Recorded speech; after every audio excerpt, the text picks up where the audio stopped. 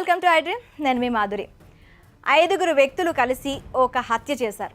ఆర్థిక ఇబ్బందులు, బ్యాంకు రుణాల కారణంగా ఆ మర్డర్ జరిగింది. అయితే సినీ పక్కీలో పక్కా ప్లాన్తో జరిగిన ఈ మర్డర్ను చూసి పోలీసులే షాక్ అయ్యారు.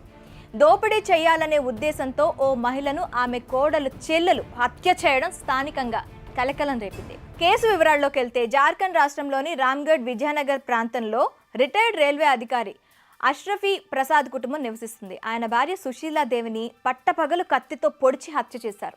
ఇంట్లో ఉంచిన నగలను దోచుకెళ్లారు. సాక్ష్యాలను దొరకకుండా మర్డర్ జరిగిన గదికి నిప్పు పెట్టారు. ఇంట్లో అమర్చిన సీసీ కెమెరాలు కూడా ఎత్తుకెళ్లారు. మే 30న జరిగిన ఈ ఘటన చూడటానికి సాధారణ దోపిడీ హత్యగానే కనిపిస్తున్నప్పటికీ దీని వెనక చాలా కుట్ర జరిగింది. ఘటన జరిగిన సమయంలో సుశీలాదేవి ఇంట్లో ఒంటరిగా ఉంది. భర్త ఏదో పని మీద బయటకు వెళ్ళాడు. హత్య, దోపిడీ ఘటన ఓ మహిళతో సహా 5 దుండగులు చేసినట్లు తేలింది.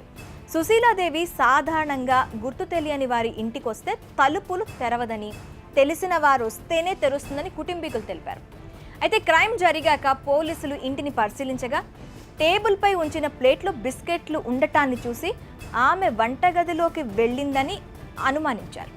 ఆ టైంలోనే నిందితులు ఆమెను వెనక నుంచి పొడిచి హత్య చేసి ఉంటారని భావిస్తున్నారు.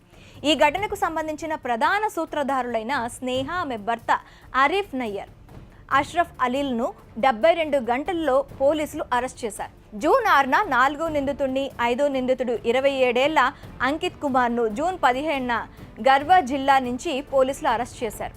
ఇంతకీ అసలు విషయం ఏంటంటే, మృతురాలు సుశీలాదేవి కొడుకులకి సొంత సోదరి అయిన స్నేహ అలియాస్ రింకి హత్య కేసుకి ప్రధాన సూత్రధారి అని పోలీసులు తేల్చారు. 5 వ్యక్తులు కలిసి ఈ హత్య చేశారు.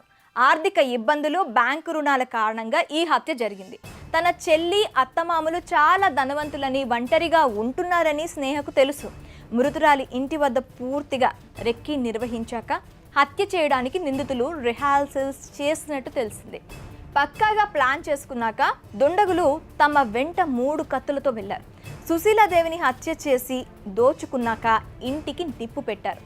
ఇంట్లో నుంచి పొగలు రావడంతో కాలనీ ప్రజలు వచ్చి అగ్నిమాపక సిబ్బందికి, పోలీసులకు సమాచారం అందించారు. అగ్నిమాపక సిబ్బంది మంటలను ఆర్పివేయడంతో అందరూ లోపలికి వెళ్లి చూడగా వంటగదిలో సుశీలాదేవి చనిపోయి పడి ఉంది. సొంత కోడలు చెల్లిలే హంతకురాలని తెలిసి బంధువులు, స్థానికులు షాక్ అయ్యారు.